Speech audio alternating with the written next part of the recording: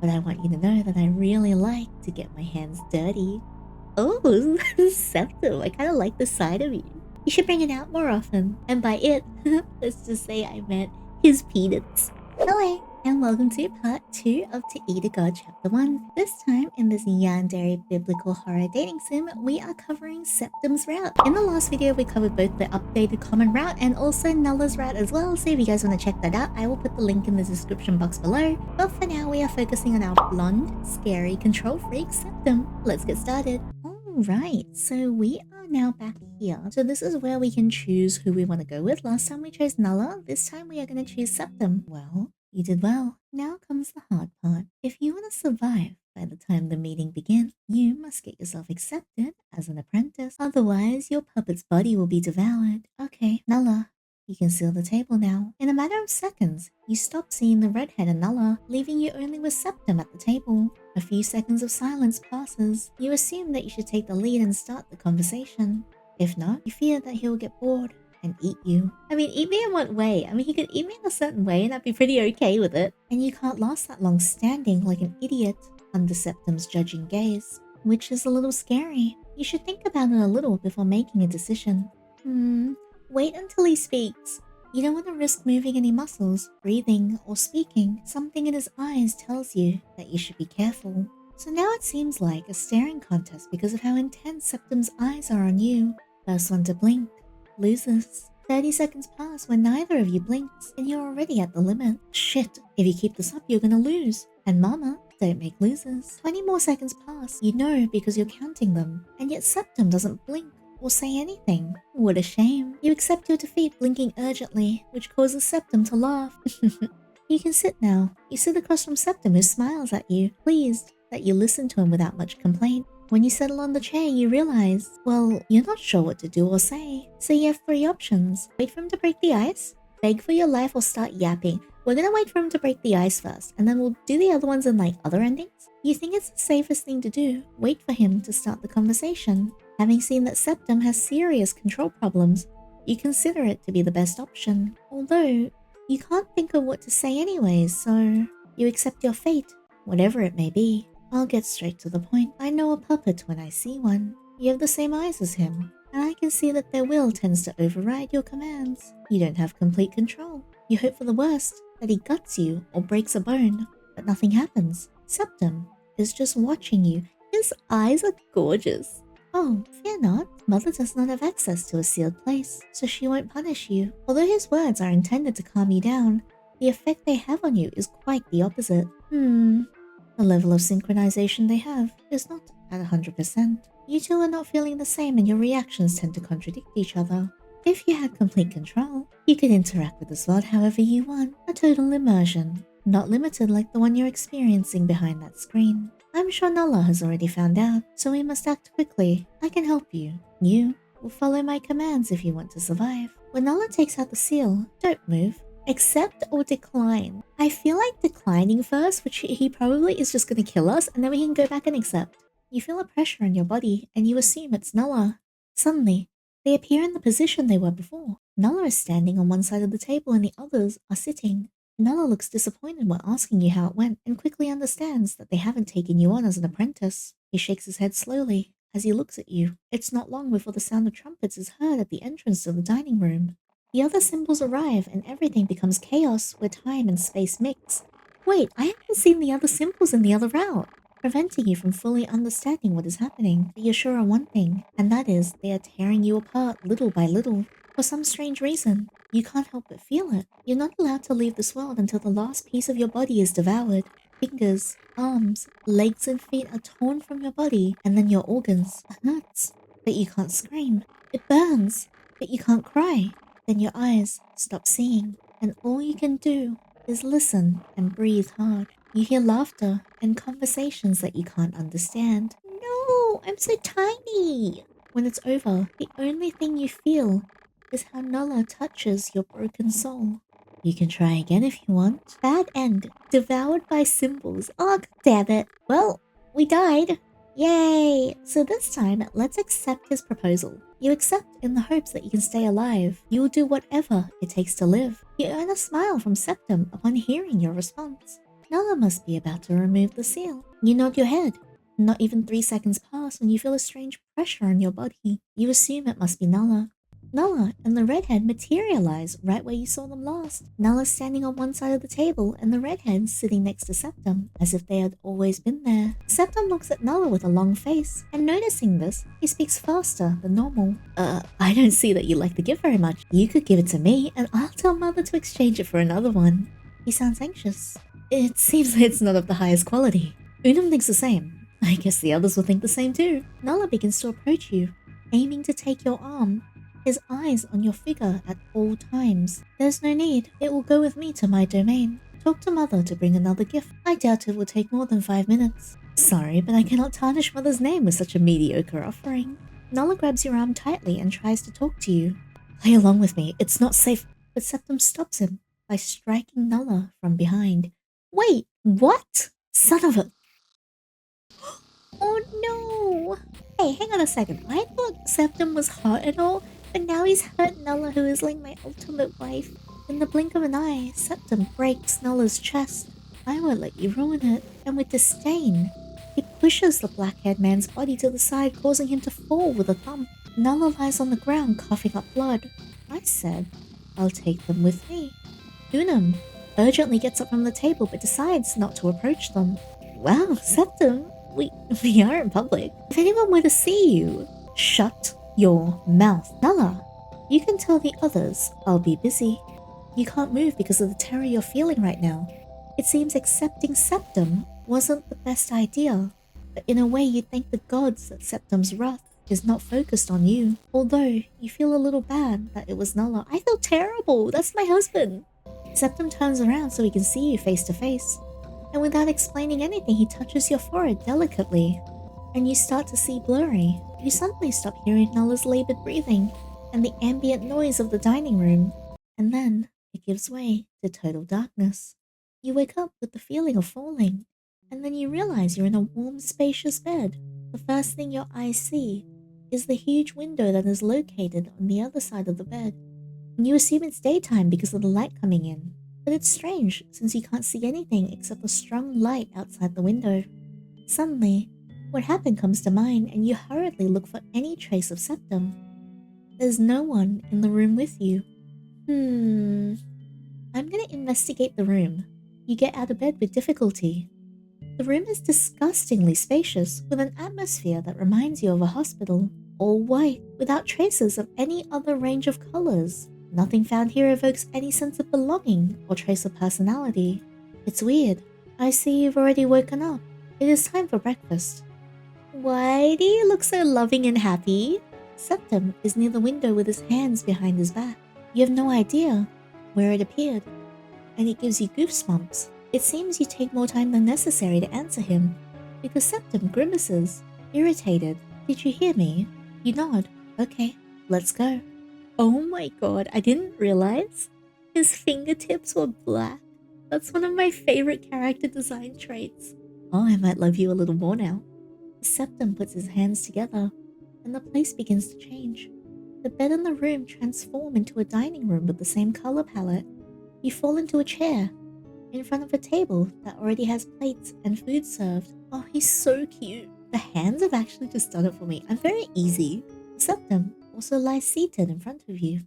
The puppet hasn't eaten anything for more than 24 hours. You must eat, otherwise the puppet won't work properly. For some reason, although you couldn't explain why, it seems like he was speaking from experience. You don't dare to do anything, since Septem hasn't given you permission to start eating, and you don't want to tempt fate. You can eat.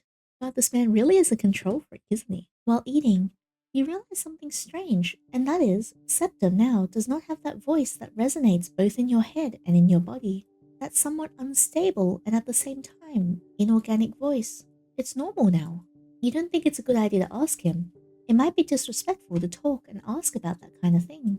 I don't like that we have the puppet interfering in our conversation, but it is essential to be able to connect with you in this world. I respect you. Being an entity from a higher plane, you probably have more power than me or Mother combined. It could even be very similar to the power of the Creator. Unfortunately, that power cannot be demonstrated right now, since you're only visiting here. You'll probably forget this world when you cut ties with me. What was that? A voice slipped into your thoughts. You don't like this. I need time. Time for what? This is weird. I feel like he's becoming more human when you speak to him here. I might actually have him pegged completely wrong. Pegged. Time for what? Septem looks at you before answering completely seriously. Time to change the vessel and become a perfect being. Oh no, never mind. He's still just as insane as before. You are what I need. The more time passes, the more independence your puppet will acquire. And we need their permission to make the change. That will be a problem if you don't know how to control them. Wait, does he want my puppet's body? Septem is lying. I would never go against you or disobey your commands. Yinny, I am here to serve you. Don't believe him. Septem lets out a small laugh as he watches your reaction. You should be more careful. They're already starting to disengage from you. And, if that happens, you will no longer be of use to me. The blonde gets up from the table and examines his hands for a long time. See you at lunch. Meanwhile, you can roam around my domain as you please. Septem leaves the table, carrying the now empty plates to another place. You assume it must be the kitchen. You wait for Septem to appear again, because you can't believe he left you unsupervised and gave you a free pass to do whatever you want. He doesn't appear again. You stand there, collecting your thoughts, analyzing everything they have told you and what has happened. Septem wants to give you complete control, complete synchronization with this body. But I don't understand what he would be gaining in return. He is not trustworthy. You need Nulla. I know, I always need him. Do you need Nulla? Yes? I'm right. We need Nulla. Whatever your answer, you don't know if Nulla is still alive or not, so you must remain on your own, for now. You spend your time walking through what appears to be a temple. Well, they have a lot of statues of Septem and paintings with religious allegory, and inside it, you find a lot of doors. Investigate the doors. Ooh. Go to the front door. You go to the door in front of you. When you open it, you find that it leads to a hallway. You decide to go there and find out where it leads you. You walk and continue walking down the hallway, but you feel like you're not moving forward. Although if you look back, you can no longer see the door that you came in through. You continue walking, now paying attention to the walls and the decoration of the hallway. It repeats itself after a while. There's no point in continuing. You turn around and go back the way you came. It takes you a little while, but you manage to reach the initial door. Go to the back door.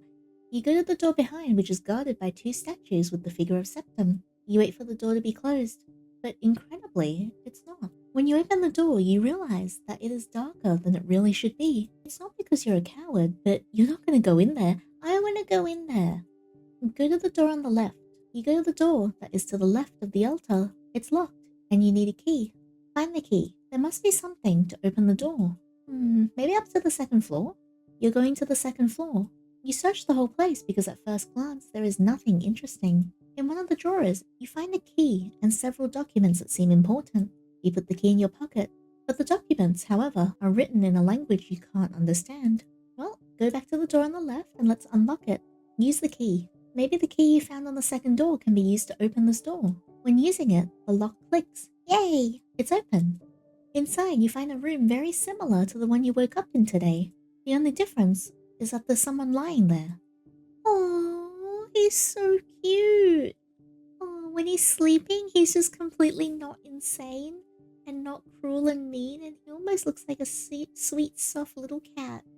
Time to pat his head. You approach and find Septem sleeping. Seeing your mistake, you try to walk away without making a sound. But Septem opens his eyes before you can do anything. Uh-oh. Who are you? Huh? What?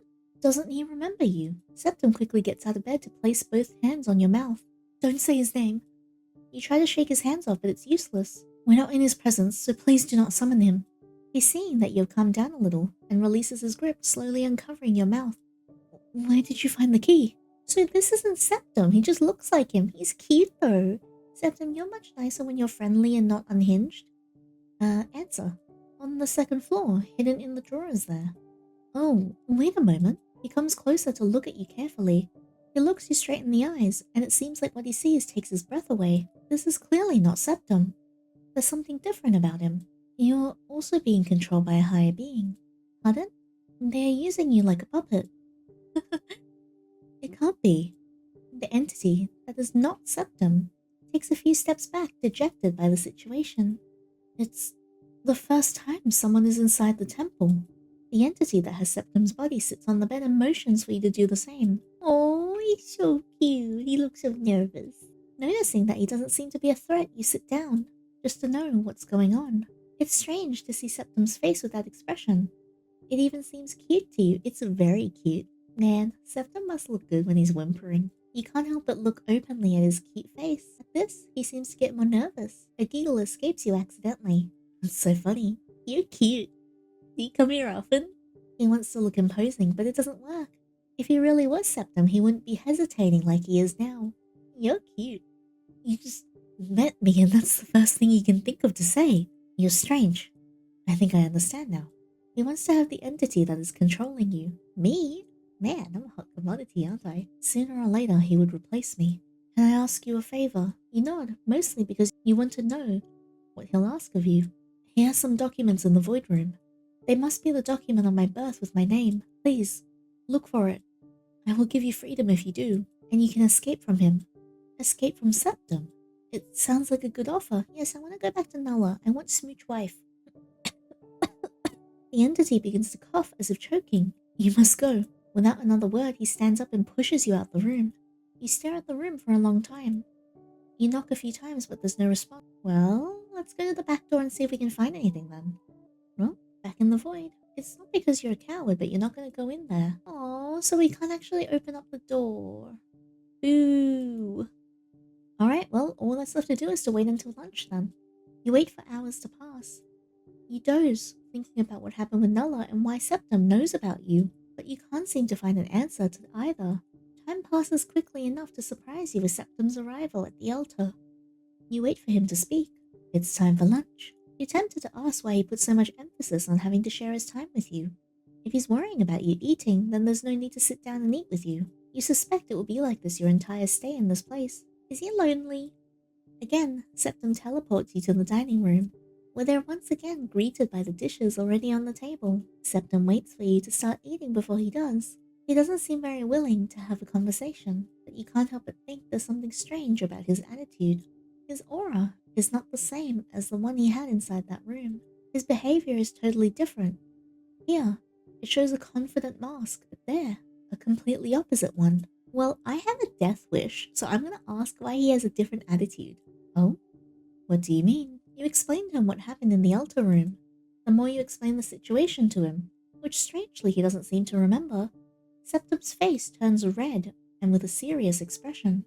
He seems to be holding in his anger. How did you find it? That key always stays with me. Out of nowhere, Septem grabs your wrist and twists it so hard it breaks your bones. Hey, whoa! But the crunch of every bone is horrible and the pain is unbearable. And you can't do anything but cry. Septem's grip doesn't loosen at all. Not even when you hit and scratch him with your other hand. You're like an animal caught in a bear trap. You're so noisy. That's really hot though. He looks really hot there. He looks really sexy. Septem smiles and cuts off your head. Oh, nice. You're hot. Bad end. Better keep quiet. Man. Alright, fine. I won't say anything. Septem just has to be a pill about everything. You don't want to risk your life by asking, so you decide to remain silent for now. Septem shows no interest in starting any kind of conversation, so you eat in silence. Septem eats slowly. He seems totally disconnected from the action, as if he was doing it automatically. Your eyes have been on my face for a long time. Something wrong. Talk about light topics or eat in silence. I'll just talk about light topics. It's no big deal. It's just that I feel like there's a lot of silence. Does it make you uncomfortable? I don't know. It's not that you don't know. It's just that you don't know what to answer, so as not to make him angry or make him feel like you're being disrespectful. You're terrified that you won't answer in the way that he thinks is right. Look, Septem, if you're lonely, this isn't the way to treat someone. I would have happily been your friend or maybe something more and happily bent over the table for you, but you're being mean to me and now I don't wanna.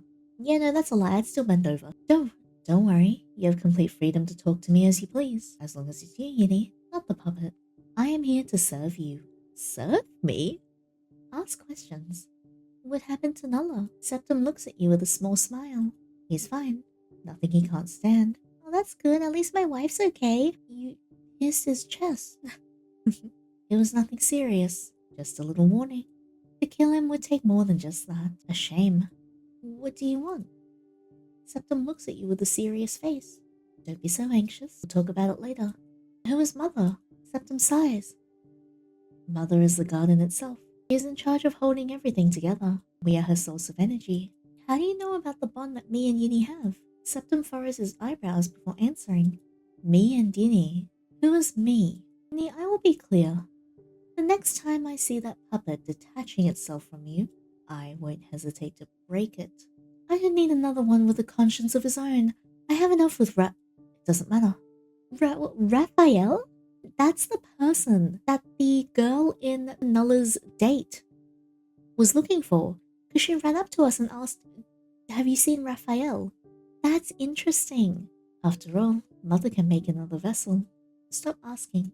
When finished, Septem takes the plate and disappears without saying that they'll meet you at dinner. You're already getting bored with the little interaction you've been having. Yeah, you're not gonna lie, Septem, you're not very fun to hang around with. At least Nulla took me out on dates and gave me a kiss and hugged me and touched me and said he wanted to, have sex with me. And nothing interesting has happened so far. If you had gone with Unum might have eaten me. Have you seen that guy's teeth? Well, you have to pass the time somehow. Investigate the doors. Search the documents. You wonder why Septem will have documents that could jeopardize his integrity. You don't really think that finding those documents is an easy task, but you don't lose anything by doing it. You assume the void room is that pitch black room. You take a deep breath and open the door. You can't see anything. You enter slowly, with great care, and place both hands in front of you to avoid colliding with the wall or any object in front of you. You feel like you bump into something. When you touch it, you realize that it looks like a small table or a desk, but you wouldn't know for sure. You try to search for something that feels like paper, but there's nothing on it.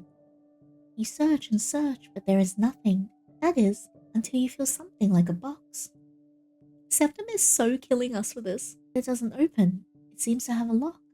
Use the key.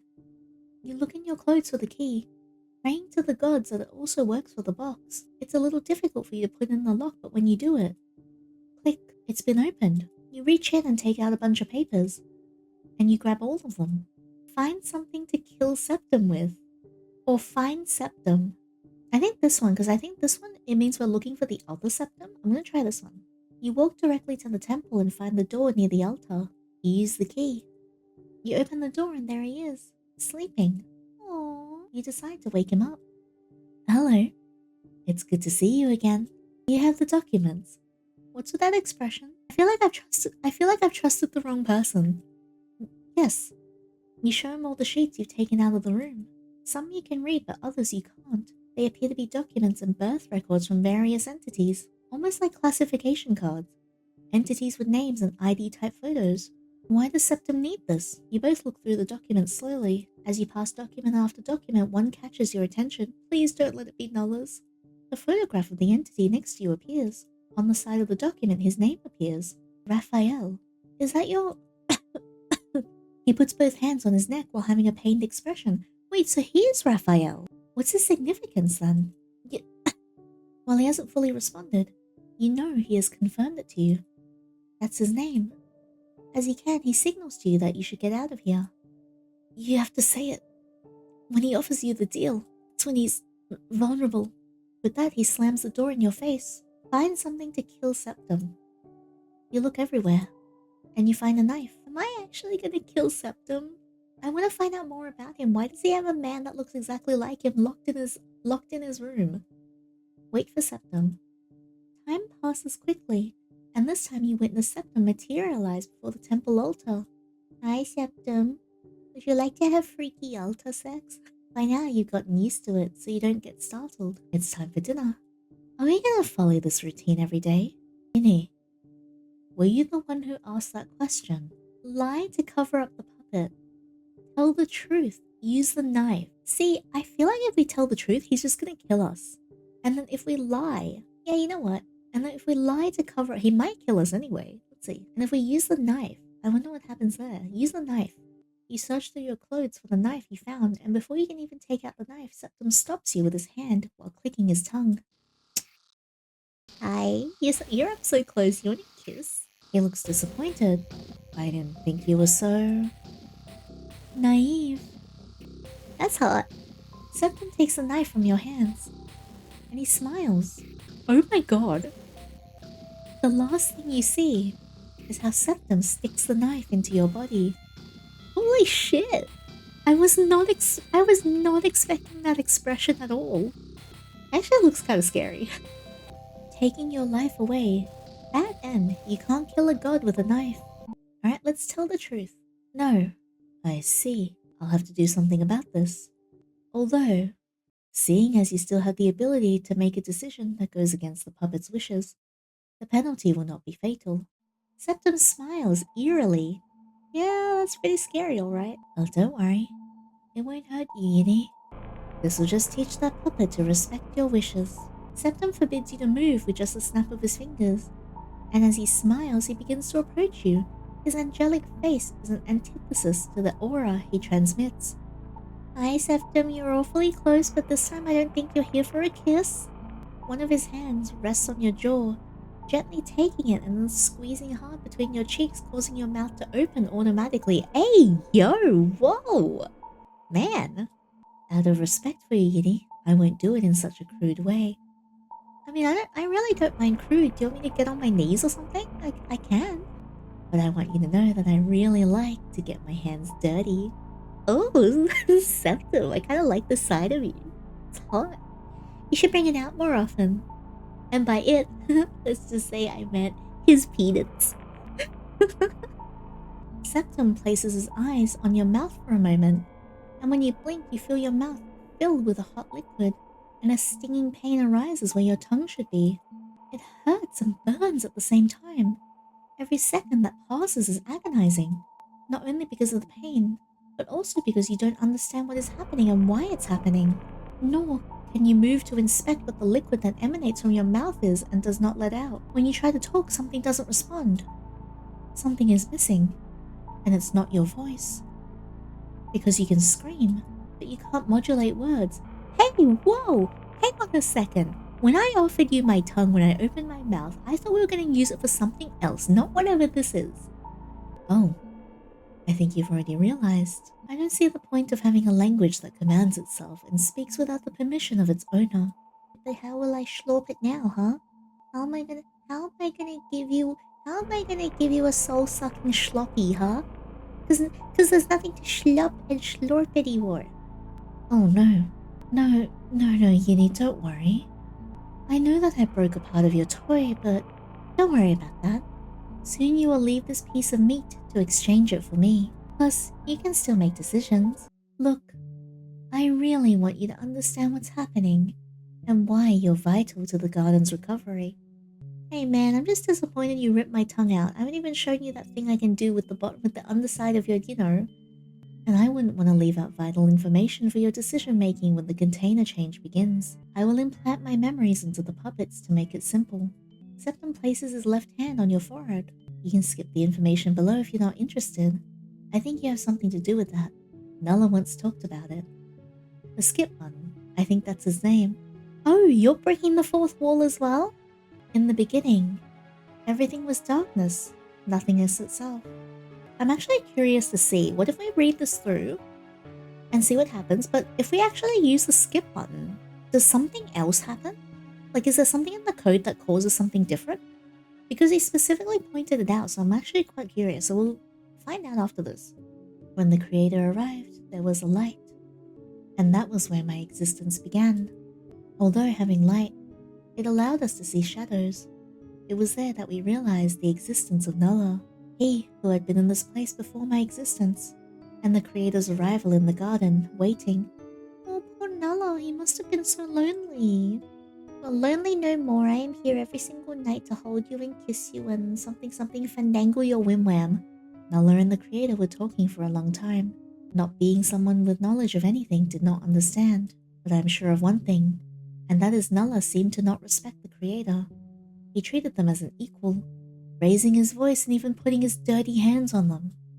Then, the creator gave me the mission to create the symbols to keep the garden running. So that's what I did. On Monday, I created the sun, but you know it as Unum. Unum is so cute.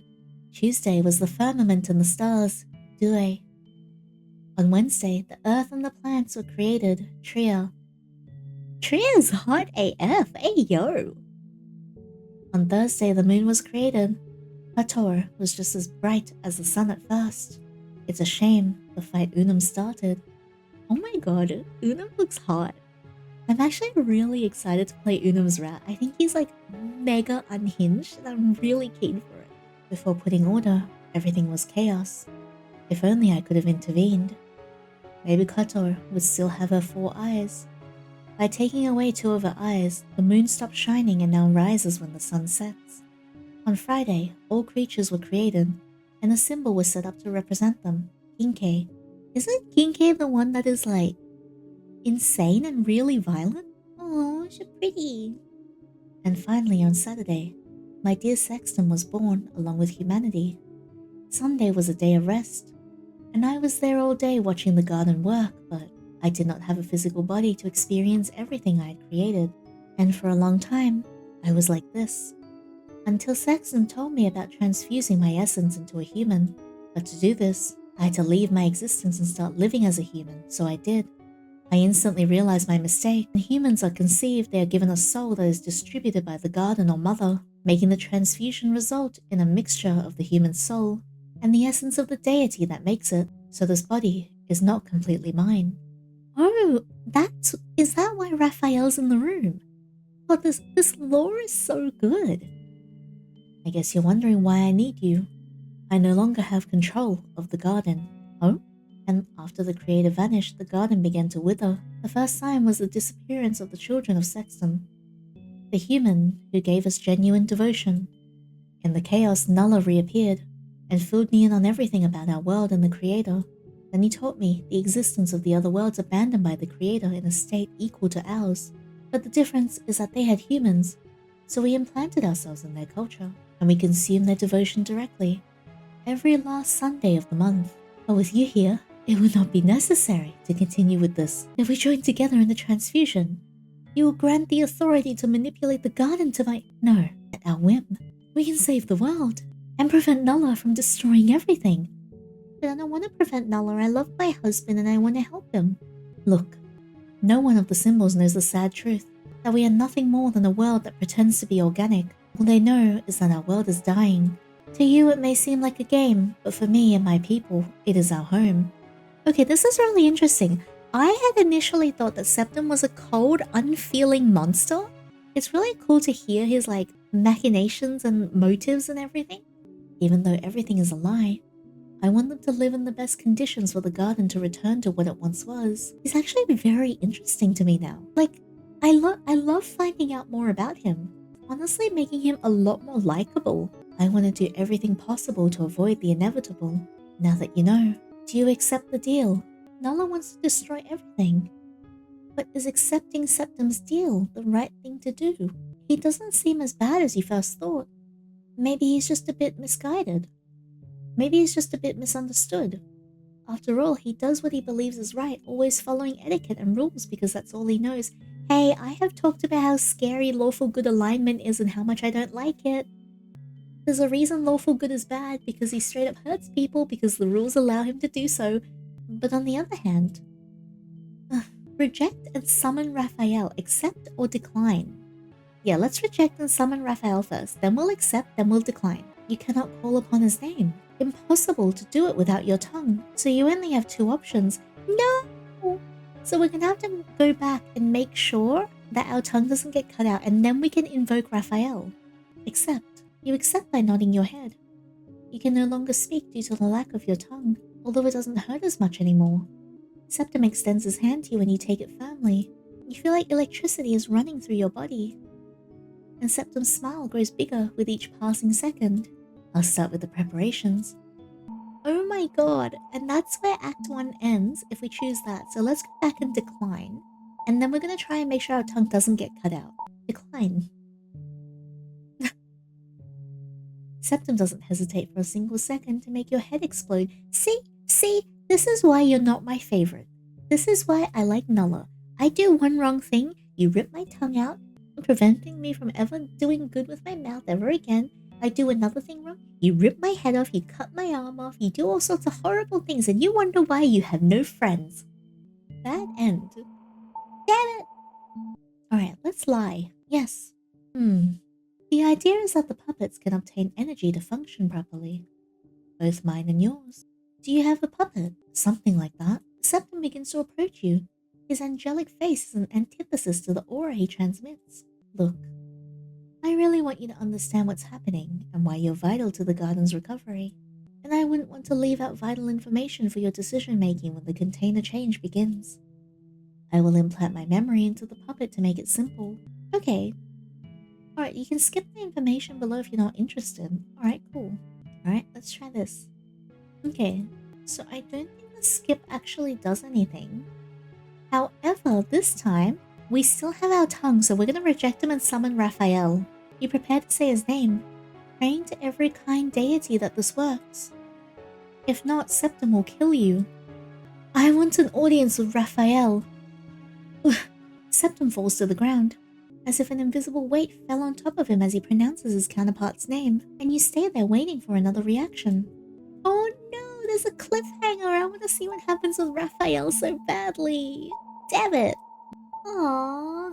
Alright, well, let's try and get some of the other answers on little tidbits then. Okay, so we're back here. Let's see what happens when we try to escape. You're not gonna lick this clown's boots. You have standards, darling. So that Septem guy can put his judging gaze in his ass. You're not here to be his personal clown. Period. I'm sorry, but I'm not into anyone's games. Having said that, you prepare to run to where the stairs are. Surely there'll be an exit nearby. When you try to run, you realize that something is wrong. You're not moving forward. It's like you're running on an invisible treadmill. Where do you think you're going? You're the first gift that dares to escape from me. If you were with Unum, he would surely be impressed and he would even congratulate you. But it's a shame that you didn't choose him. Boo-hoo. The only rule here is to respect your senior's ranks. And you have the audacity to disrespect me. You should thank me for even giving you my time and showing my presence to you. Worm, I have no choice but to punish this offense. I'm sure the others will understand. To your horror, Septem begins to approach quite close, although without invading your personal space. Unable to run or advance further, you can only expect the worst. You are the worst gift so far. I had faith that you would be different, but it is not the sense. Septem grabs you by the collar and lifts you to his level. What? Oh, he looks so good here though. You try to let go, but it's in vain. You feel your chest being broken. A hand searching inside you in search of something specific. When he finds it, you're already losing your sight. Well, goodbye, Yinny. Devoured by the seventh and not in the sexy way. I think if we sit in the chair without their permission, it's still the same. You decide to sit as if the place belonged to you under Septem's surprised gaze. I'm sure he didn't expect that. You're always 2 steps ahead. Who gave you the permission to sit? You start to believe it wasn't a very good idea. The only rule here is to respect your senior's ranks. And you have the audacity to disrespect me. Yeah, I think it's the same. Yeah, so he just kills you anyway. Alright, so both of those net a death ending. If we sit down, if we wait until he speaks. So there's these options here. We can beg for our life or start yapping, which both options we haven't actually done yet. So let's beg. You decide that begging for your life like a goddamn worm is the right thing to do. Because you really don't know what else to do, and well, the shame has since disappeared since you agreed to download this game. I have no shame in the first place. To add more drama to your plea, you put your hands together and make the face of an abandoned puppy. Please, please don't let them eat me. You wanted to continue begging for your life, but Septem interrupts you with his hand. Lower your voice. But I don't want to hear you scream for your life. You want to hear me scream in bed instead? Hey, yo. I mean, I can do it. Save them. If you entertain me, maybe I can let you live. You have no choice but to act as Septem's personal clown. I'll get straight to the point. I know a puppet when I see one. You have the same eyes as him. Oh, this actually doesn't give you a death ending anymore. Yeah, okay, so this just puts you on the same path as the main route. I didn't know that. Well, that's cool then. Alright, well, let me load back and start yapping. I think this one, he actually just kills you. Without giving the matter any further thought, you decide to start yapping about your new hyperfixation. You tell him without much shame, from the most minuscule and far-fetched info to the most disturbing and spicy ones. You talk so much without realizing it, as if you were talking to a friend who shares your strange tastes. But so far you don't dare to look at his reaction. The aura that the environment transmits does not give a very good feeling. So you stop the dead silence, and in terror, you look up to see Septem's reaction. The feeling of being judged by Septem is one of the worst sentences that can be given. You don't wish it on anyone. I must admit, I find the enthusiasm you show when speaking is adorable. Haha, he called me cute. But you should lower your voice and speak a little slower. He's right. You probably look like a rabid dog barking at a lamppost. The best you can do is apologize. Sorry. Don't worry, I'd love to keep listening. Oh, wait, this is new. But we have other topics I want to discuss. Oh, that he doesn't kill you anymore either. Yeah, this just takes you back to the same main route. That's really cool though. Alright, well, is there anything that we're missing? Alright, we're back here. So these two just lead onto the same path, but I want to try this one because I haven't done that one before. I've had enough. You do what I say. Septem looks at you in amazement. With the information given, you know that you are now in a position where Septem has no power over you. Well, he clearly said that, right? I am aware that you're a higher being, but I am not willing to accept this kind of treatment, at least from someone who has no real control over me or my actions. I can easily take your puppet's head off and you won't be able to do anything because of your limited options on the predetermined actions. I mean, I can close the game right now, but I won't. See you later. Septem cuts off your head. See, this is what I mean by you being too trigger happy. You won't even talk, you just chop my head off. Measuring your range. Damn it! Alright, and that's all the endings and significant dialogue options for Septem. I hope you guys like this as much as I did. I still don't love Septem as much as Nulla. I mean, can you blame me? Look at him, he's so pretty. I really liked finding out more about Septem and more about the background of the garden because I really like lore. I feel like we've established by this point how much I love lore, and this is so well done. I like the glimpse into all the different symbols as well because I actually really wanted to see them. I'm very interested in meeting King K, because it's been said that King K is incredibly violent and likes to like destroy the gift, which is like us. I'm hoping we actually get to meet them in a future update, which I'm sure we will because Nulla is currently going around killing all of the symbols anyways. But this is really good. I'm actually feeling a little bit sorry for Septem because it seems like he just wants to exist and he can't have his own body. So he's very desperate to transfer his soul into a puppet so he can be rid of Rafael. Because the current body that he has, he's sharing it with Rafael, so the authority is not entirely his. And I think that's actually really, really cool. But yeah, I cannot wait to play more of this game. I still have Unum's route left to do, which I'll absolutely do so because Unum is such an interesting character to me. I really want to know more about him. But thank you so much for experiencing this wonderful story with me. I love biblical horror so much. I hope you guys enjoyed this as much as I did, and if you did like this video, please leave a thumbs up and subscribe so you don't miss out on the next one. If you want to hang out outside of videos, I also stream on Twitch 3 times a week. Feel free to come over and hang out. Or if you want to see these spicier, uncut and uncensored scenes from my videos that I can't show on YouTube, I've also got my Patreon down in the description box below. But that's all for now. Take care of yourselves, and I'll see you guys in the next video. And take care.